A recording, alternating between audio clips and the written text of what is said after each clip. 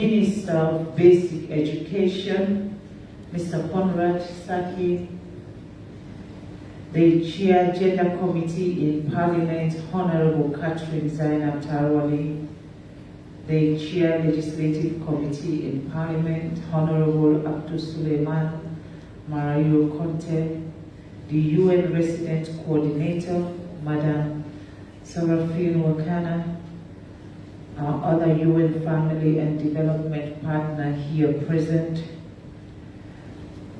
Save the Children, important stakeholders in the non-state category, civil society, women groups, the children, boys and girls, our children, members of the Fourth Estate, distinguished ladies and gentlemen, good morning.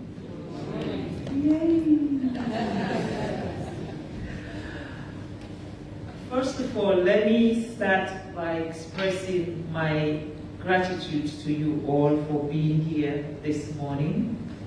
I know it was a very early call, but walking into this room and see the faces that are here tells me we are in this together. And I'm very humbled that you honor my office's invitation so we can come together and discuss an issue that is not only dear to me, but I know dear to every woman if we're sincere to each other, because no woman will want their child, a daughter or a son, be married when they have not finished their education. So I want to say thank you to every one of you for being here, the UN partners, all our ministers who are here. This is from the bottom of my heart to all the students that are here, civil society, Child Rights Coalition, every one of you. I want to say thank you to you all. We're here to discuss something that is very important. But I need to set a stage so that, you know, to understand why I speak knowing full well that the girls or the boys, even though we don't force boys to be married here at the age of, why we put emphasis and premium. Much as we talk about girls, child, we refer to them as girls. It is important for us to understand that allowing a girl to be married at the age, under the age of 18, indirectly you are legalizing rape. That is my own stand, and that has been my stand from day one. So you won't say, you know, she's only championing this now. I also want to say, when we are talking about child marriage, we are talking about the right of a child. So which means that is the most important aspect of why we are here, the right of our children. Why are we doing it now? Let me give you a little information or story. For those that were part of the bill that went to Parliament in the 5th Parliament, 100% knew that the Child Rights Bill and the Marriage Bill, they were stand-alone bills. They were never together. They were stand-alone bill. You have the Child Rights Bill, you have the Marriage Bill. But because someone like me who believes that if it can be done, let's just do it, we decided at some point the best thing to do with the Child Rights Bill, since the hands of our girls has gone around this country over and over, we have actually pushed the paramount chiefs to put bylaws together, and the chiefs are acting on those bylaws while our own national laws are flawed, I thought that was wrong. Because we cannot get the paramount chief implementing the laws of prohibiting early marriage while our national law are not in place, because our national laws still have the word consent in it. And that is the reason why I reached out again and asked if there is a way we could put together the two bills, with the hope that the child rights bill was going to pass in the 5th legislation. But even when we did that, we were going towards election, and it did not go through. And a lot of you who are here, I believe, have never seen that bill with your eyes, because it did not go through. We did not present it. When we came now, and it's the 6th legislation, I only want to leave for this bill because I know that will change the lives of our children. And that is why I also invite the minister. This point, His Excellency has changed the minister. We now have a new minister. And I said, we used to have this bill, and then we try to match them. But I think we should now go and do this one and this one, but we put premium on both of them. Whichever can pass first, the other. I'm explaining this because we live here thinking, you know, why is the minister doing child rights? Why is the First Lady doing marriage? That bill was ready before the minister came. Now she is driven to push the child rights bill, and I am committed in supporting that bill. But I want you also to remember that the Hands Off Our Girls campaign has campaigned on rape and early marriage. And I cannot continue to go back to the people if we don't fix the laws on early marriage. And I want to continue to be going back to our people. For the time that I have here as the First Lady, let me use it to serve these children and make sure they're safe. So I just want to clear this. The society people are going to ask me that question. So answer, there is no competition. We are working, complementing one another. Whatever Isita does, she consults with her. I consult with her. We sit with the Chief Minister and we say, what do we do? And they've given me the blessing to say, go ahead and take the marriage bill to Parliament. Maybe the reason why they want me to take the marriage bill, because I have a lot of APC friends. And when you have friends, you call a favor. So Catherine here, you think she's here because she's the chair of the gender committee. No. This woman here, to stand with me to Maria's campaign when she's APC and I am SLPP. And she has always believed in the Hands Off Our Girls campaign. So whether she is the leader of committee, no committee, I will always go back to her. Because when I was nursing an idea, she believed in that idea. Not everybody do that for you, especially when you are not from the same, trying to steal her from ABC to come to SL. It work. But the one thing we have in common, we both want to see our children protected. And the understanding here also, for you to know why am I the one doing this. If a Catholic woman stands here and try to talk about this, it will not make sense. Well, not just Catholic, a Christian woman. Because in most cases, they are given the opportunity to finish their education. They know their rights. So they're telling us what they're doing. But in my case, I am a Muslim woman. Our rights are taken away from us from the day we are born. So as a Muslim woman, I understand when she talk about the North, the districts, how they treat early marriage. For them, it's a norm. I have challenged every imam in this country. Show me in the Holy Quran, because that is a book that I know what is in there. Show me in the Holy Quran where it says it is legal to marry the child. And I still haven't got an answer. So we now have an opportunity, all of us, because the UN family,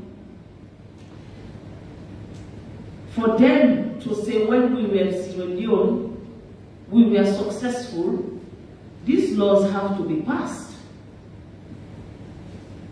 Then their success will not be word, but we'll remember them with these things. For every an INGO that is operating in that we want to protect our children should not have a problem if we're taking the bill to Parliament that protects our children. Because that is why you're here. And that is why you choose to be here. Your mandate is to help us protect our children. So what I am doing is just standing at the front to make it happen. And I've said this in close this meeting, is to say for any bill that goes to Parliament that has the name of children on that bill, I, Fatima Madabio, will champion it. I'll be there, I will support it, and I will do everything humanly possible, even if I have to beg my APC family to vote for it. That is exactly what I will do. So, when we are doing this discussion, please, don't see me as an SLPP woman. Don't even see me. I don't exist here. I want you to replace my faces with these young girls. And if you have a daughter at home, I want you to replace my face with your daughter. And ask yourself, will a 12-year-old be of any use to a man in this country? Ask yourself, my daughter that I have to wake her up every morning, even show her how to put toothpaste on her toothbrush, is now supposed to go and be a caretaker of an adult man who is supposed to be her father or, grandfather. That is the worst form of human rights abuse that we are silenced on in this country. And this is the right time. I am not saying Sierra Leone don't have a woman that will be like me. But all I am asking you to do is use me, because I am here for now. And I am committed to this cause. And I want this thing to happen. And I want all the laws that will protect every child in this country to happen. And not just happen, not just be a policy on paper, but implemented. So by the time I retire, I will say I was part of that journey that changed the narrative. So you now have the opportunity to use a fearless woman who, if you tell me what is right and we are supposed to tell Madabio, I will not be scared to tell him, because he's not going to fire me. So use me. You have the opportunity. I am not an expert into all of this. I am only motivated and committed. I am not the specialist in these things. But I know my drive to make it happen, you cannot measure it.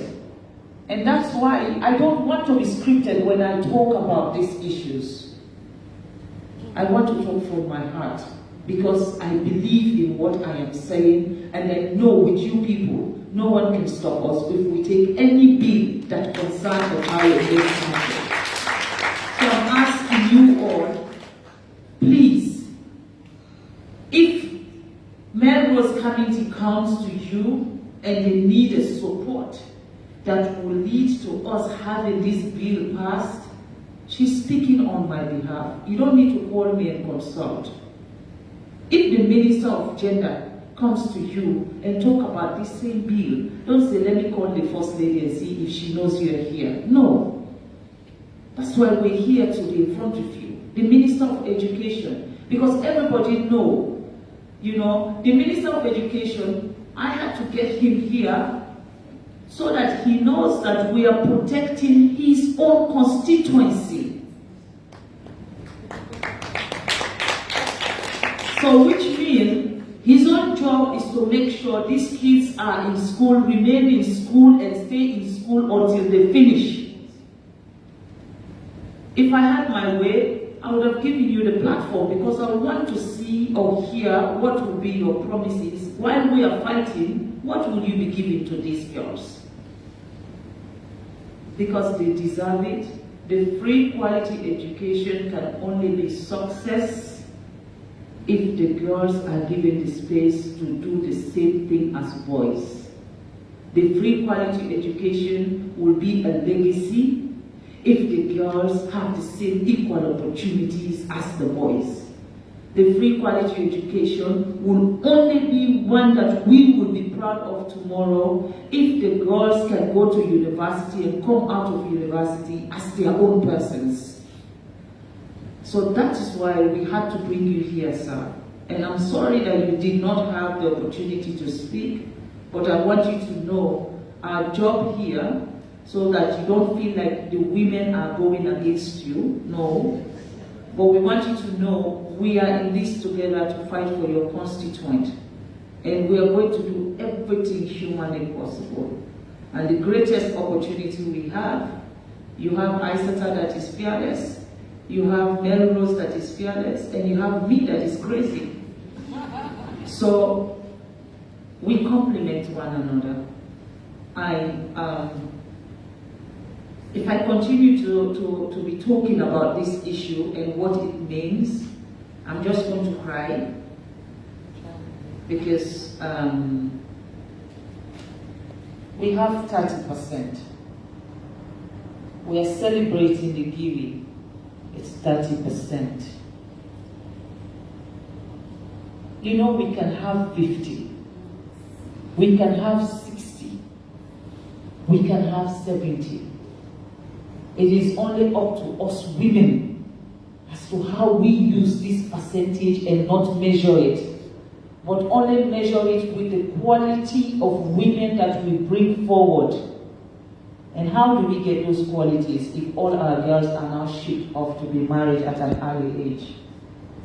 So that quality is what we need to protect. For the 𝐸𝐸 to mean anything for any one of us, our girls should be part of that, and they should be given that opportunity. The 𝐸𝐸 is not about just having a job. The people who have job are just number. But then the opportunities that are there for our young girls is beyond measures. And those young girls are the ones who are going to come forward, and then they will take these spaces. Tomorrow, when me and you are not here, we'll be sitting and then clapping, because it will be our children who will be representing us, and representing us in a very quality way. So I want to say again, thank you.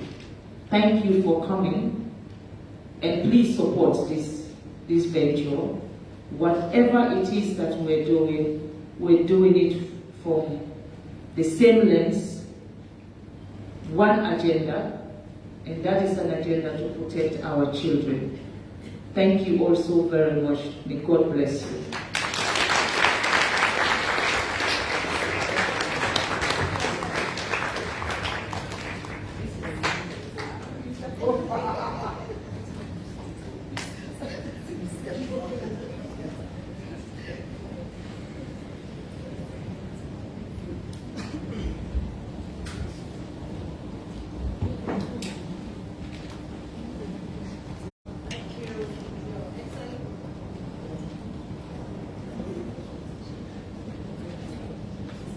Thank you very much, Your Excellency. I think she deserves another award.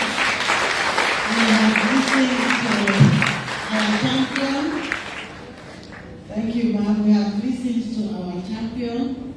and she has spoken so passionately from her heart. Her voice has spoken eloquently to this cause.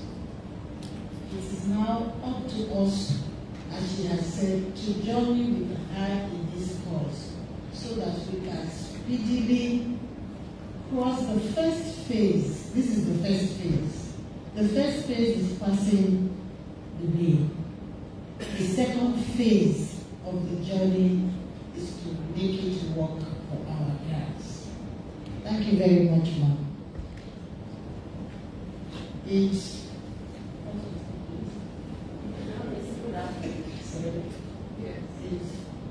What's the time? It's we are now moving straight in discussions and brainstorming, and we need to agree how long the session will last. According to the program, it should be a 1-hour session. Permit me to keep it at 1, so it means we have 45 minutes. Do we agree? Thank you. So we keep it 45 minutes, and I have just noticed that all of us may not be able to speak, but the office of the First Lady has graciously shared suggestion slips. So in case you have a point to make, a comment or question, and we happen not to reach you with the mic, please use the suggestion slip. I hope every table or chair has a suggestion slip or some slips. Do we? Please make them available.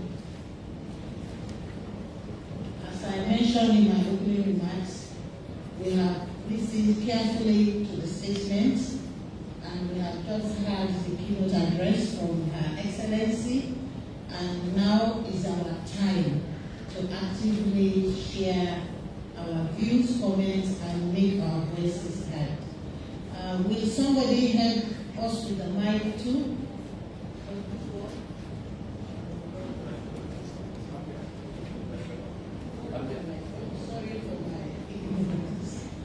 We need, and somebody help us, we need another mic, and we need somebody, oh, thank you.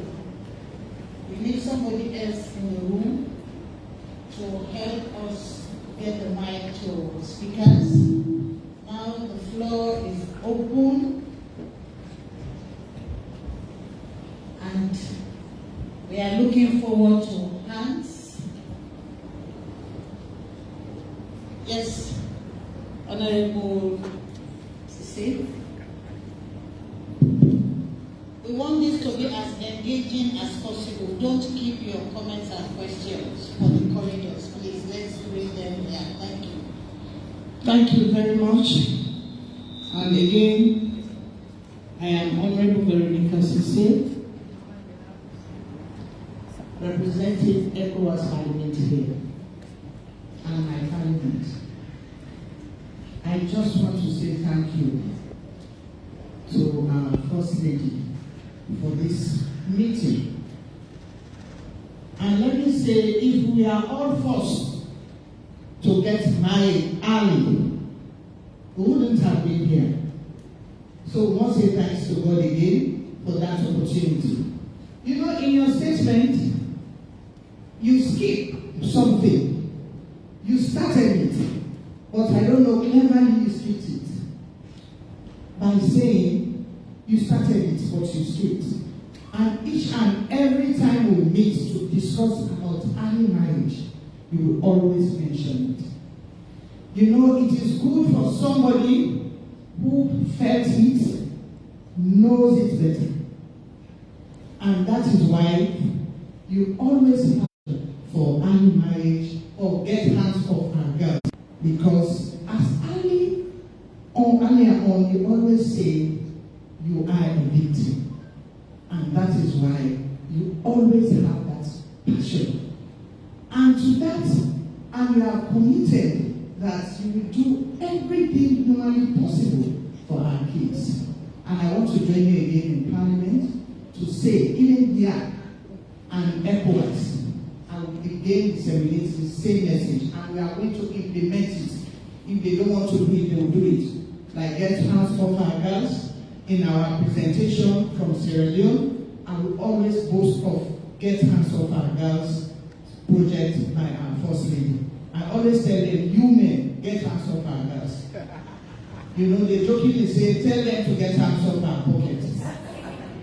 So, Madam First Lady, this is a good lecture.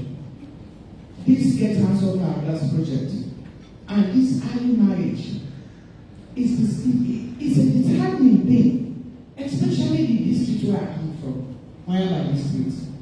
We have the highest rate of child, say pregnancy, teenage pregnancy. And when you say teenage pregnancy, what would you expect? Fistula or dropout. So with this, you have done it, and we are with you, and as we have heard from my colleagues, who will be there, even when we are, if I'm not here when that day comes up, I'll come and join them and make sure we pass that bill as quickly as possible. And as you heard from our moderator, we want a quick. Delay is dangerous. They will change their minds. But as hot as it is now, please, the drafters and our legislative chairperson is here. We are here, the women. For now, we are 42. So it is very easy to capture.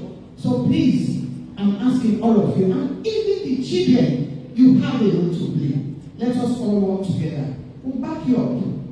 We are in it together, as we heard from our First Lady. This is your baby.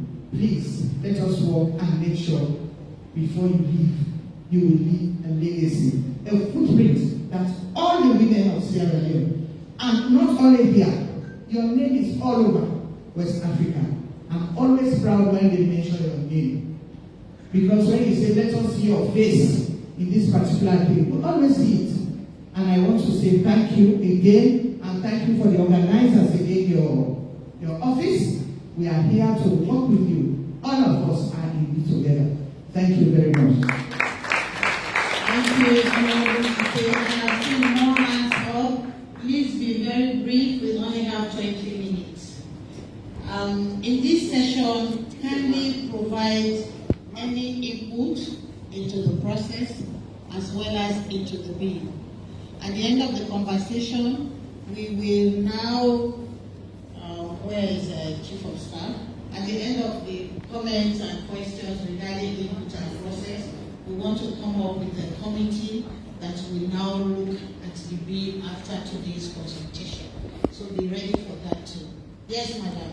Yeah, thank you very much. I am Doris Fatima Weber, Director for Women's Advocacy and Agricultural Development Organization, a community-based organization in the Waterloo community.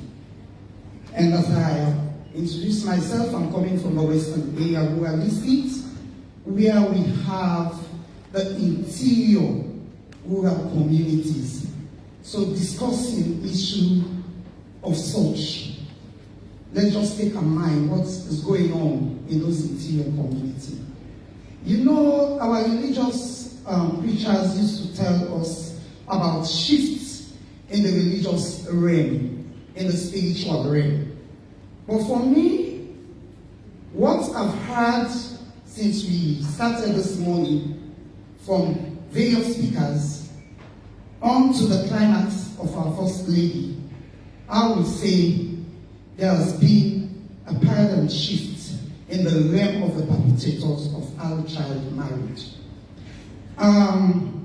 The Western area rural district, we have Yakan, enough. I also want to thank Save the Children for My Body, My Decision, My Rights project. You know, we are disheartened now that we've exit of the Western area rural district after leaving a very good foundation in that project. So what I want to say on behalf of the district, I want to call on the office of the First Lady, as we're going through these processes and working towards getting these bills to become acts, let our office take notice of the Western area rural district, that is a district that is going through so many issues of harmful traditional practices. Thank you very Thank much. you very much. Thank you very much. I mentioned be very brief, straight to the point. Yes. You have.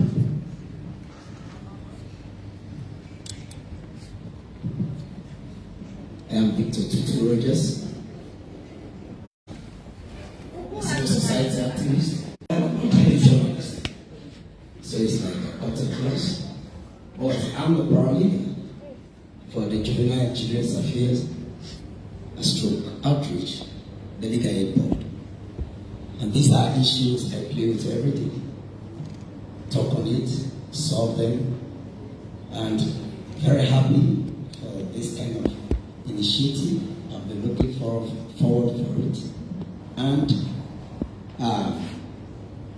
the House of Our Girls was one of the projects I've ever loved to hear, to see, and support. Why? Because these issues will keep them now. If not, it will be an ongoing process. But in this field, what I want to say or see, because it is already on, is like if we say we're talking about this early marriage, and this early marriage is in line with the same, like saying these girls after pregnancy should come back to school. It's like coming back to school, giving a scope, a green light or a license that you should go, and then early marriage is like you are already married. So if you go and then you come back to school, it's like saying what will be the provision in this law to really stop that session, that you should not go and come back, or you stop from now on going with a law that will come. What will be the position? Good morning, everyone. So for me, my name is Anna Carol, and I'm coming from a young woman's perspective. And for me, my own input would be how can also young women or young people come into the play of child marriage. I've seen lots of engagement that your office has been doing, Madam First Lady, but I've never seen a roundtable discussion with young, women organization or young people who can come also, to the table to also give, their input or in terms of championing this issue. And when it comes to child marriage, basically, it has to liaise with our, group, young people and also adolescents and young women. So how can we come in play? Madam was talking about the committee you're going to design. How can young women as well be part of that committee to be part of the design project, not when the bill is passed and then just at the validation state that will be brought on board. Thank you. Thank you. The next speaker, please. Good afternoon. I am Istina Taylor, President, Women in the Media Studio. I like the fact that the First Lady talked about the consent issue in the 2007, because when you look at consent, they are saying that except you ask for the consent of children, but children under the age of 18 cannot give consent. Taken off completely. And what else I believe in terms of consent, what I think that will be necessary is to take consent from parents, because in my profession, when we talk to parents sometimes, we ask them, why did you do this? They would say, she's my daughter. And I'm the guardian who gives consent. So I think the consent should be taken away from parents as well. Then another thing, I heard the Honorable Member of Parliament speaking, and it's commendable, but I think you said that what you were thinking about, you already know people who would oppose. So my advice in terms of SIHR, what is needed is to look at the opposition. It's always important to do opposition mapping in this particular stage, because when you map out the oppositions, who are the oppositions? What will they be doing? The rooms they will be seated, the meetings they will be, and we must go into these meetings. What are they doing? What are their moves? What will they possibly do when the bill goes to Parliament?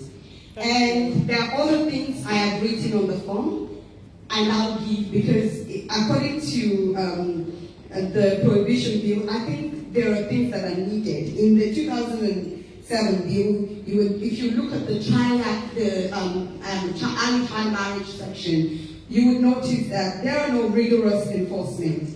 And there should be a component on community engagement that focuses on behavior change communication, and then a comprehensive support services that people can, children will have access to education, they will have access to legal assistance and healthcare. Thank you very much. Thank you very much.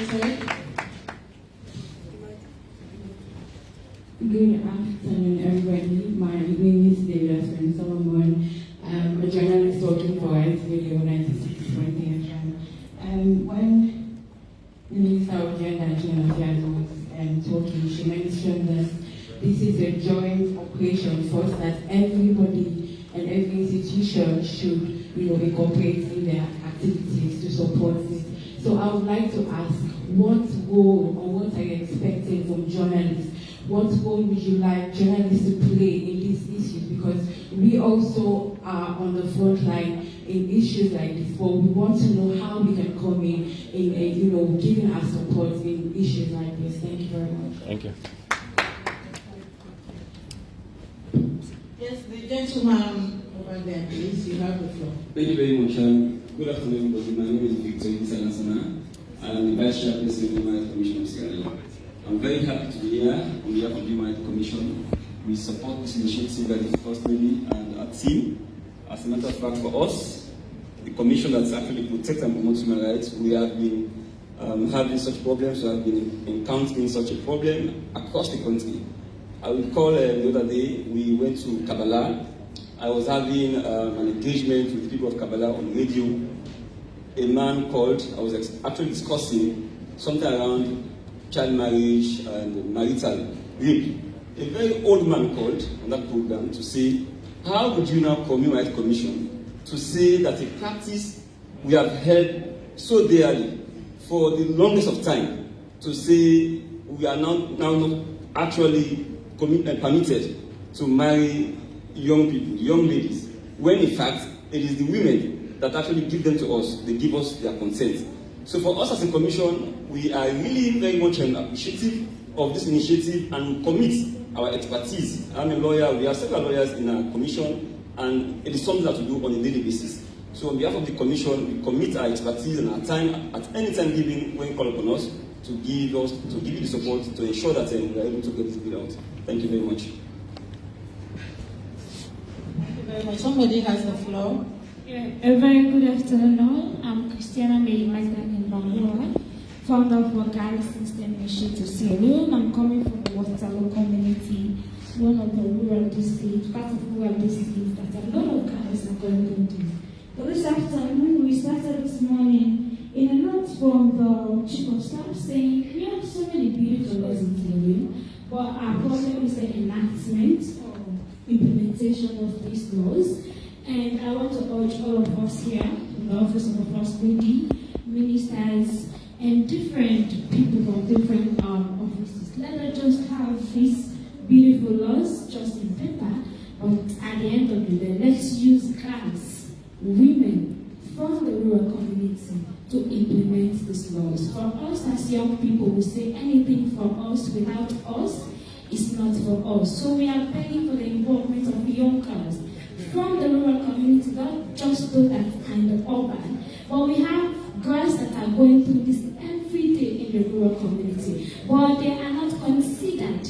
They that are going through this are not considered, and we have parents as well who don't even know what's early marriage, what are the effects of early marriage, what are the dangers of this thing. So we just don't just leave people within Freetown and other cities, but we need women. Let's go down to these villages, to this community, to get them involved in the validation in every process. When setting the community again, don't forget to involve girls. And also don't forget to involve boys from the rural community. Thank you. Thank you. I urge our school children to make comments and ask questions. Thank you. Good afternoon, ma'am. I am Nina S. Mala. representative of �W𝐚𝐭𝐚𝐽𝐿 Senior Secondary School, and I'm also happy to hear the advice that our First Lady, she's not only a First Lady, but she's also a mother to all of us, for making us so happy, stand for us in any circumstances. We are so happy and we appreciate everything that you are doing for us. You know, they normally say that what men can do, women also can do it. And we are sure that everything that you have stand for us, we will not break your promise.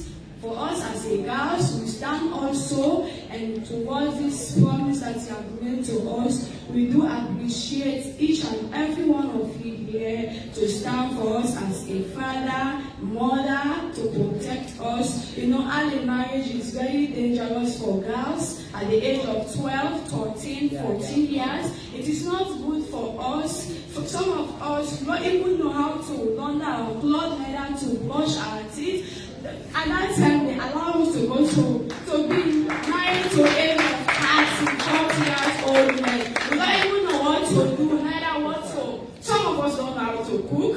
Someone don't know how to launder, anything. So at that point, your parents sent you in that kind of situation. You will not be able to do anything, so we'll be dropped out.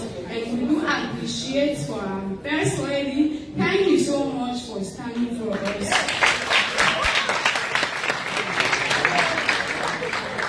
Yes, from our guys. We have another one from FSSG. Have your say, please. Good afternoon, all. My name is Dr. M. from Freetown Secondary School for Girls. I heard a lot about gender-based violence, physically, mentally, socially, and all. And due to this gender-based violence in our homes, I've heard mostly about the homes and all. I've not heard about the schools. How can this be popularized in our schools? Because I've heard in many cases how women are going into these politics and having areas in the politics areas, and we're really happy for that. And also, we're really happy for that, yes. And as I was saying about our schools, because sometimes not all girls agree to take teachers. When you are refused, I think it will be able to also be lessons now. And also about the child marriage. I know you all are trying your best to stop it. But what about the girls that are already being involved in the child marriage? If they go and report to the authorities, what will be their step? Because they have already been involved and they have built up the courage to go and report to the authorities. And what will be the punishments being done to the people who placed her in this position, being in this child marriage? Because she has already built up this high courage to go to authorities to report that what they have been doing to her, she doesn't like it. She wants to stop being in this child marriage. She wants to go back to school. What is the point? Are they going to punish her parents? Are they going to punish the husband she's been married to? Are they going to place a law that when a child is being married into, is being involved in child marriage, what is going to be in place for her? Is she going to return back to school? Are they going to punish? Is she going to get justice? Is she going to be able to be safe again in her environment? Thank you.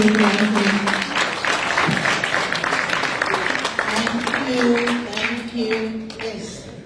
Okay, Madam First Lady, and ladies and gentlemen, I want to say good afternoon. And I'm representing the Slum people, and I'm commenting from the Slum point of view. I am 𝐅𝐚𝐭𝐢𝐦𝐚 Executive Director, Reader's Touch, a model and a singer. So, the Slum is a channel that triggers social issues affecting youths, especially girls, of which early marriage is among, due to fending for daily livelihoods. So Sierra Leone, I say, is one of many countries in Africa with so many slum communities and high rates of poverty. So for me, I feel one measure to be put in place in order to fight against early marriages, skill trainings, and promotion of high level of education. And also the prohibition of the early child marriage obviously states we are not ready for doom because, you know, as girls are the agents of change, allowing people to destroy the future of our girls and home freely means we're not actually ready for change. So if we want to set our girls or the nation for change, then we should put perpetrators behind bars, and also we should allow the provision of early child marriage bill. And our organization has an initiative titled Girl Champions, which fights for the individual and group rights of girls in Africa through edutainment, music to be precise. So we look forward to working with Hands of Our Girls and any other organization. Thank you.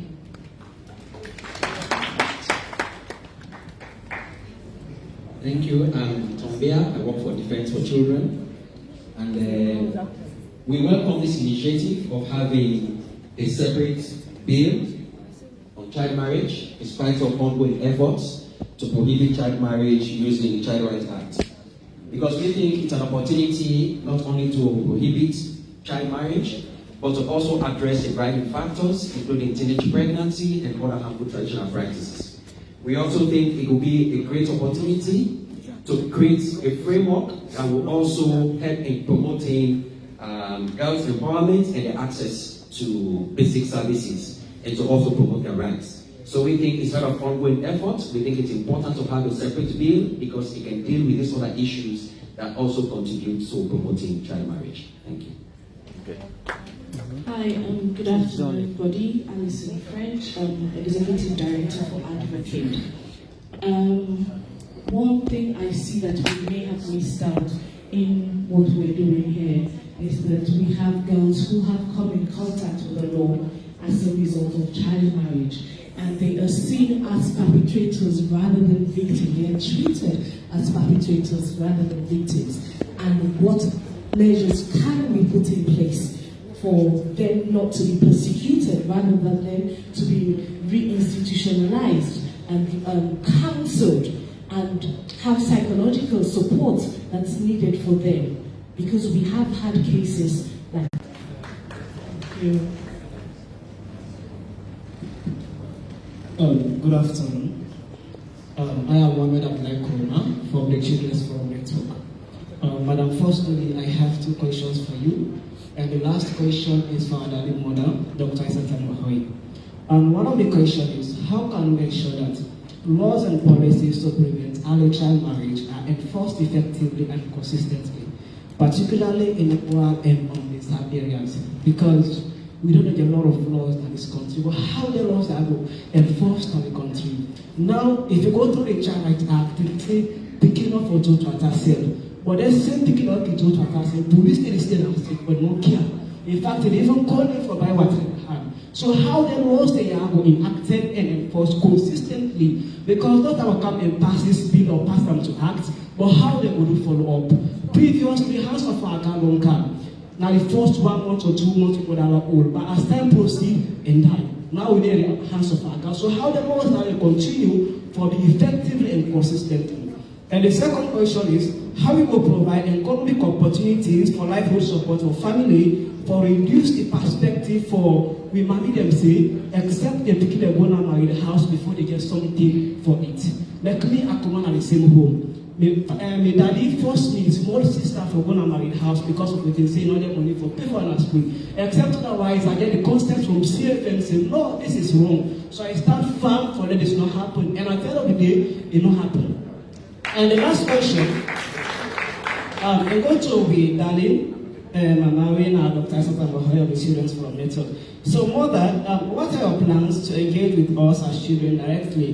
Because all the children have been crying and reporting every Thursday with this NCC, National Commission for Children. We give reports about things that happen in our country. We even go solutions. But for the past years, none of the solutions work for this country. We come every Thursday with this, we talk about the things they are, but nobody need follow up on this issue. So how exactly you ready for what to be? Previously, for the past 2 months, we don't start CFNC. We need to pick we need election. We need election. But however, we don't propose past 5 days to election and won as CFN. So how exactly are you ready for work with us directly as children of this country? Thank you. Thank you very much. Don't pass the mic. Thank you. Don't pass the mic. Thank you. We have 15 minutes. And so let me share that all of the comments are in 2 categories. I will ask a high table and also Your Excellency, if you permit me, I may ask the Minister of Education to say a word or two. Two key areas about the process and about technical input.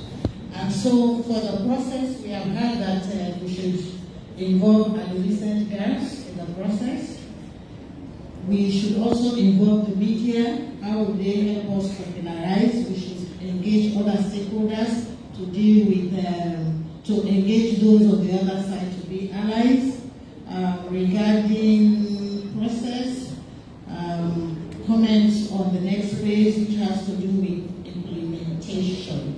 Regarding technical input, we should consider penalties, and I want to assure stakeholders in this meeting that the bill will address that.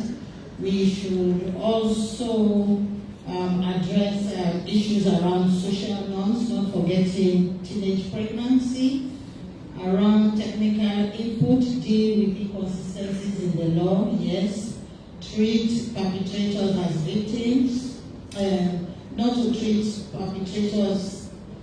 victims as perpetrators, and to ensure that victims are protected, those who are already in child marriage. I want to believe that the bill has addressed some of these issues, and the committee that will be set in the next few minutes will address all other comments that may not have been integrated in the bill. There are specific comments, questions that I would invite the minister to respond to. And one of our daughters spoke eloquently around school-related GBV, and I would like the Minister of Education to comment on her concerns. Yes, maybe you first, and then thank you.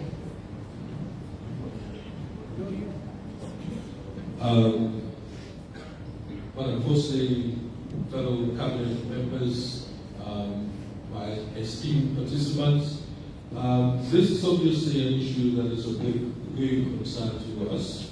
Strategically, within the education sector plan, we have set 9 objectives. One, objective 4, actually looks at providing safe, healthy environment for all young people, which means that in your environment you should be safe in order for you to be able to learn. So no teacher, let me qualify it, might not be a teacher, no adult should take advantage of you. Absolutely no adults. There are quite a lot of conversations that we're having around this theme, because there have been some instances that I'm aware of, and we are taking these instances very seriously. So in the first instance, one of the things that we're considering right now is actually to make sure that in the next recruitment, all recruits for teaching teaching posts will go through a police check. In other words, we will check those people against the Family Support Unit database to make sure that they have not abused kids in the past. Because the most important way of dealing with these issues is to make sure that we prevent them in the first place. Now, if you were to become a victim, then of course we'll take the appropriate action and make sure that we report these cases to the police. And you being the victim will provide you with counseling and support. So that's something that I just wanted to say. And just another one, which we're thinking of right now, and in collaboration with the World Bank, we used to have a toll-free line, 8060. That line is going to be reactivated, which means that if you are being abused by any teacher, even if it hasn't gone further than to have a physical contact, if a teacher places you in an uncomfortable situation, then you have opportunity of reporting that incident through the toll-free line, and we will take appropriate action immediately. So rest assured that we are here to protect you, and I'm making this pledge in public to make sure that I will make sure that we follow this through if any teacher places you under those situations.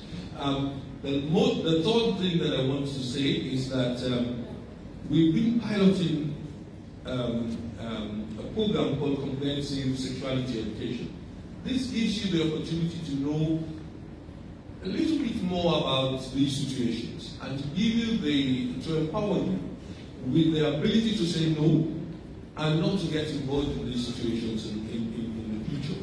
Now, this is going to be scaled up as of September coming. So we have some actions that we are putting in place to make sure that these things do not continue to happen. Thank you.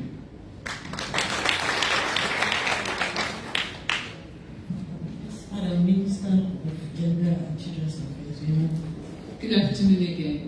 To also respond to the issue of the role of journalists as a media person again, I want you to use this opportunity to do positive media campaign.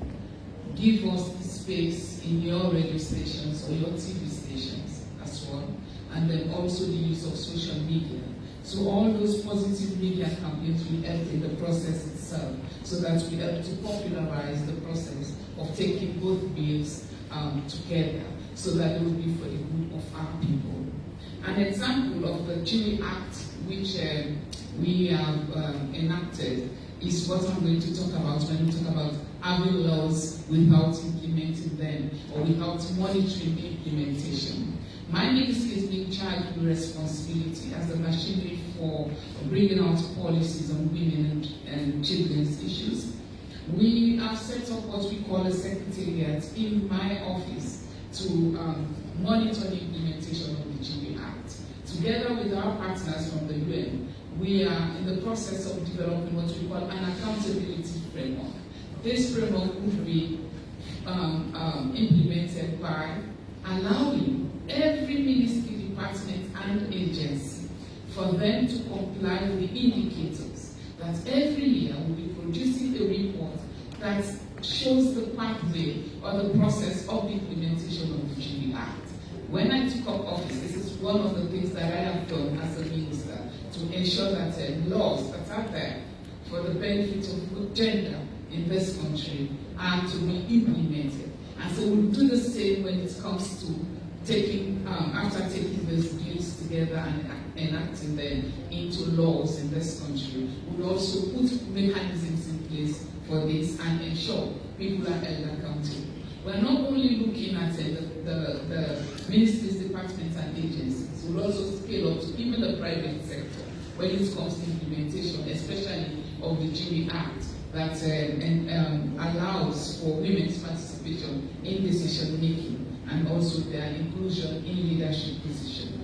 What we are doing now is we're looking at issues related to victims of early marriage. Somebody talked about, I think it's from the advocate. We know we are aware about young girls who are in prison because as a result of what happened after being married early, because they are not mature enough to think carefully before they act. Emotionally, they are drained. Psychologically, they have the problems. So some of them will react irrationally. This is why you go behind bars, you see some of them have killed people, some of them, there is a particular girl who killed the maid's daughter's child who threw her in a water well because the woman has been provoking her that she cannot bear a child. And imagine at a younger age, and she's behind bars. So what we're doing is we're working with the judiciary, we're working with the police, so that issues of this nature are given due consideration and justice is served when issues like this occur. So we're working a lot when it comes to implementation of laws. What we have in this country is also a change of mindset that we need to look at carefully. If we do not change our mindset, if we do not change the way we behave, the way we think, life itself is not static, life is dynamic. So it grows with change. Until we change the mindset, we will not be able to think carefully and then act rationally. So this is why I'm talking about an old man commenting on the radio program. It's a pity, it's unfortunate for people like that. So this is why what we're going to focus on is changing of mindset. That is our key that we have to do. And also looking at issues of the women's economic empowerment that was brought up, how to change the situation. Because we're seeing on the streets of, for example, children begging with adult people, children selling in the streets. There is a law or policy that says children, as long as you are age 6, you should go to school. But we keep seeing them. So all of this is part of the mindset. And so for women's economic empowerment, we are working tirelessly with our donor partners, with other institutions, to ensure that whatever aspect of development or economic empowerment, we're going to position women who will be able to participate in this. But what do we do? Because our minds are clouded also, I think the poverty is also responsible. That does not allow us to think carefully or clearly on how we do things. We always expect that the government should do this, but we also have a responsibility. There are people living in rural areas coming to Freetown just for them to get a white-collar job. A few days ago, because I like social media a lot, I saw a student who graduated. This student did like an internship in an office I was running, and she had all the opportunities to have stayed in that particular institution. She left. And now she's complaining on social media that it's been a year since I graduated and I've not used my degree. Then I went there and commented. I said, at the university we're taught to be job creators and not job seekers. You had all the opportunity to become a member of the institution I was running. She left for no good reason. And now she's there complaining. Take the challenge in your hands. This is what people should do. I mean, we understand the times, we understand everything, but I think we need to grab opportunities that are presented to us, especially as women. I keep saying, when I was a lecturer in the university, I keep telling my students that don't wait for people to bring you to the table. You go to the table by yourself. Things will change. We'll keep changing the dynamics once we grab opportunities that are presented. For the Children's Forum and the CFN, you said some things that you people as children are doing. I'm not here to defend myself, but you understand that there are issues, even among the children themselves, issues of sexual violence, harassment came up. And these are things that need to be investigated. So they are also exposed. We're not blaming children. They need to set the record straight before having in executive positions in that particular forum. And until it is done, allow you to have the elections until things are there. So this is it. We are observing the process and we take our time to do it. You put yourself in order, we're putting ourselves in order. The commission is there, working with you, you are aware. The office is there, you have the space, you come to the office. So this is it. I want to say thank you very much for talking so much, but it's very much important for us to clear some of these things. Thank you. Thank you. After the minister have addressed every issue that I wanted to address, because the first issue I wanted to address is my son there saying, for House of our girls came and you don't hear about it anymore. The reason why you don't hear about it is because you are not a perpetrator. If you are a perpetrator, we would have come for you a long time ago. So, and you talked about forceful marriage and your parents. So this is the problem. It's the mindset. Now we put laws with the expectation that everybody, in the real world, respect yourself. You understand? So we put laws, the laws are there, but people will not respect themselves. Instead, they will want to challenge the law, and it is those people. The moment you start going after them, they will tell you, oh, because I am in opposition. And now they use political space for their own protection. But when they are doing the crime, they did not remember they are in opposition. So it's a mindset. We all, that's why everywhere I have been in this country, I would say, we are here talking to you, so me and you, we change our mindset, we change the way we think, the way we behave, because the world is moving on. You know, it's a pity if you are part of CFM and your parents are still practicing or thinking of early marriage or abuse of a child. That means you are not doing your job very well, because you should be sitting them down every evening and educate them.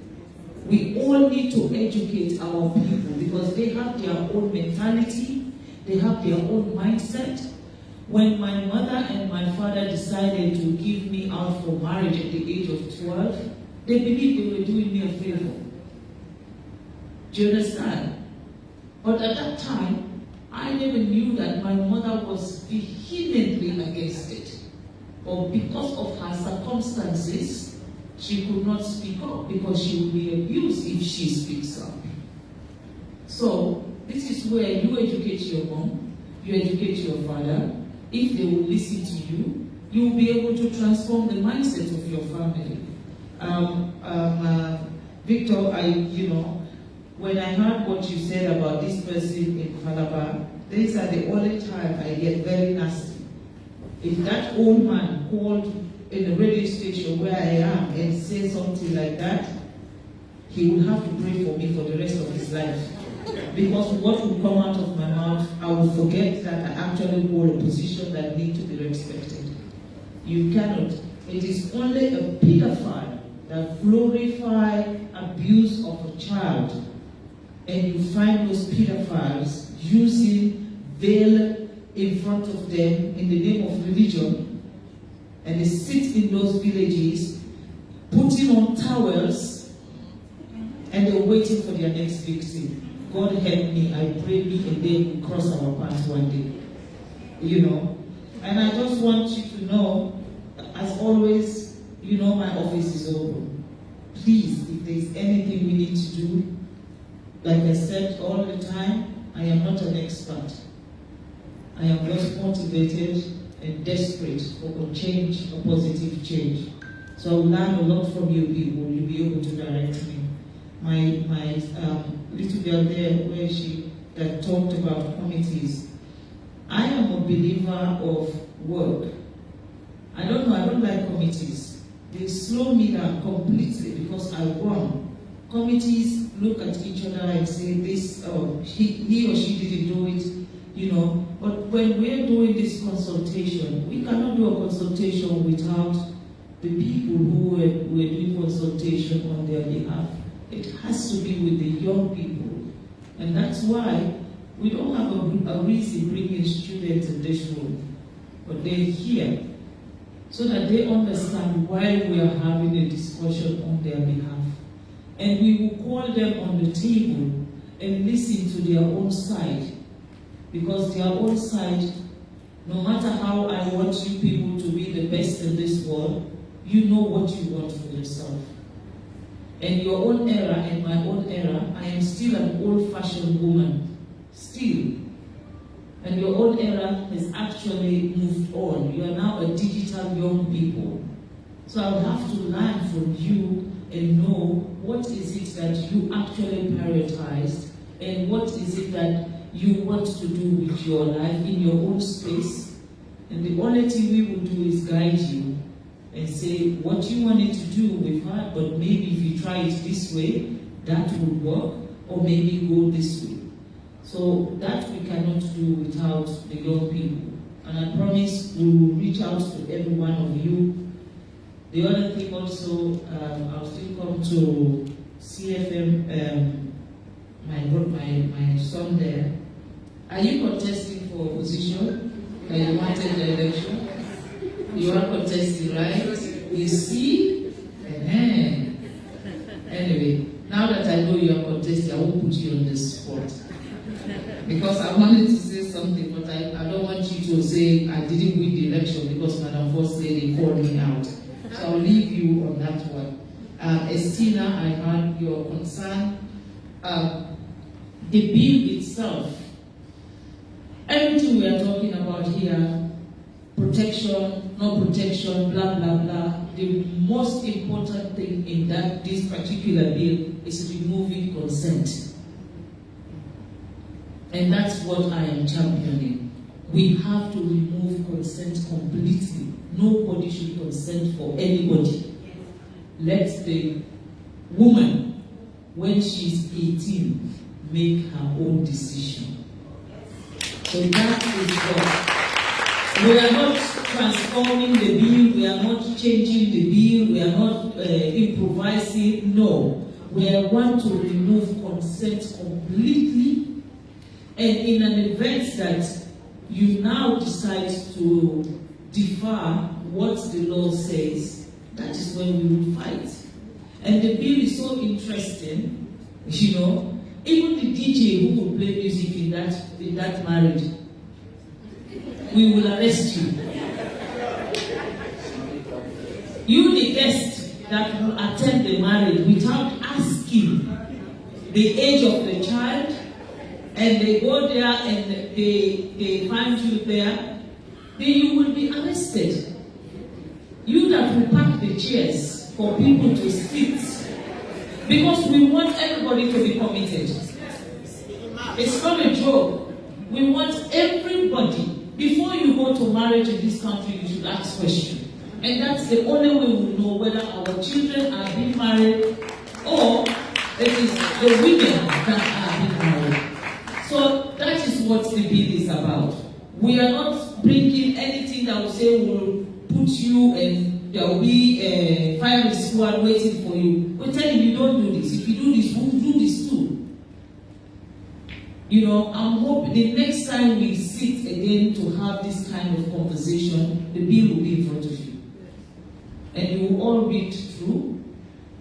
And I can assure you, every time you read the bill, from each page to the next page to the next page, you'll be smiling until the end. Because by the time you reach to the end, you know that our children will be protected. And we should not be scared. Where you see somebody is breaking the law, don't say I have to wait for police. Please. Because that's the only way we change the mindset in this country. When the rape issue started, when we started Hands Off Our Girls campaign 5 years ago, everybody thought, oh, you know, I'm joking. But when I started calling names, and I started pointing fingers on institutions that are involved in raping our children, believe you me, you might not see it now, but I believe when you go into your cars these days, you don't hear, oh, there's a rape A, there, rape B, there, rape C, there. That is what it used to be. Everywhere in this country, it is even disgraceful to put your radio on when you have a guest, because everything you will hear about is rape. And that has changed, and has changed drastically. So for people like you that want a position among the children, you should be giving them the right information. Because if nothing, the last village in this country, they believe Hands Off Our Girl is a law. I am the one now trying to say, no, Hands Off Our Girls is just a campaign. It is not the law. Where the law is broken, please call the police. So when you have platforms, be saying the right thing. If you don't understand the right thing, please read about it. So that when they make reference to what you said, especially when you come to the safety of our children, let it be the truth and nothing but the truth, so help you God. The Hands Off Our Girls is a campaign, and I believe that is a campaign that has traveled all around this country. There is not a single district that we haven't been, if not 2, 3, 4, or 5 times. We've used different platforms. We've used the sanitary pad distribution, we go for Hands Off Our Girls, we go for National Food Basket. Every opportunity we have is to go and talk to our people about the same issue. Leave our girls alone, leave our girls alone, leave our girls alone. And we are going to continue to do that For me, everything that we need to achieve in the international space, we have achieved it. Well, we've now got 2 UN resolutions. Access to justice, and we now have a November 18 as a World Day. All that is because of the campaign of the hands of our girls. So I don't want to go to United Nations to give me anything to implement in Sierra Leone. I'm sticking in Sierra Leone. Let Sierra Leone solve Sierra Leone's own problem now. And that's why you are invited here. And with the hope that when you leave, if you want me to be your campaign manager, and when I campaign for you, you will win. You will be going out back to our people and our young girls and boys and say to them, we need to now talk about the effect of early marriage on our young girls. Because you're a young guy, you're a man. When you speak, a lot of girls will listen. And I want you to be part of that team. Finally, Estina, you said you talk about the opposite side and the opportunity for us to communicate. These are all valid contributions. Definitely, the minister have already addressed the victims, the current victim situation. The Minister of Education has addressed our school-going kids. And the opposite side, we will find them.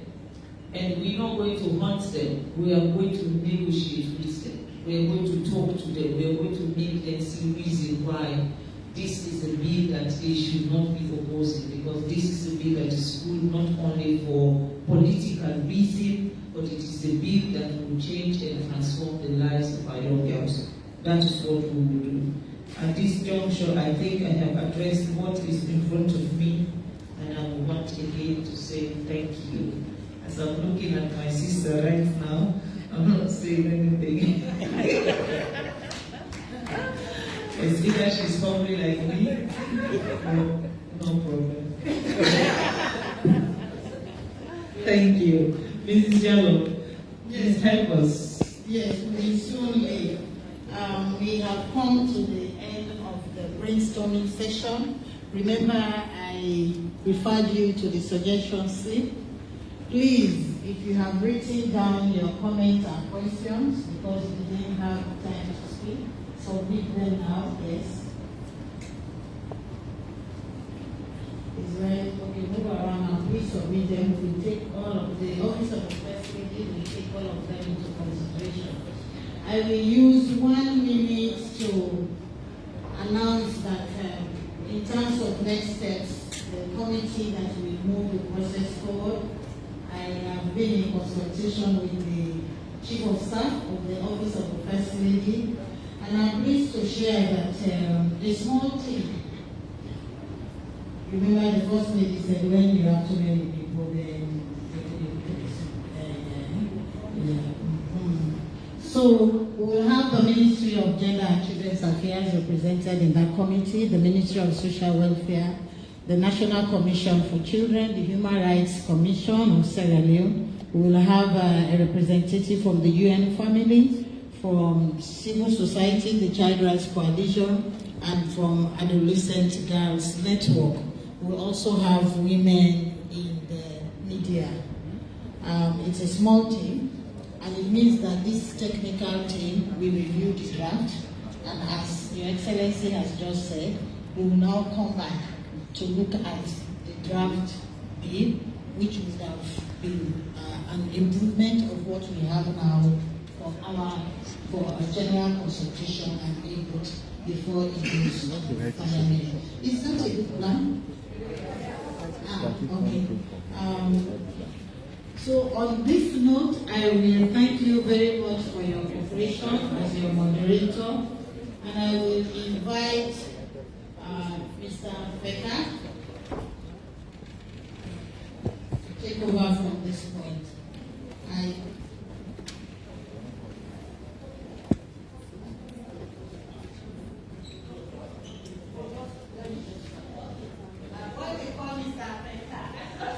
So we have come to the end of today's consultation. The Office of the First Lady will do a few things that I am not the right person to speak about, but we will take photos here. I don't know whether they have a list of how photographs will go live. You can stand here and we stand here. Okay, so we are invited to take a photo.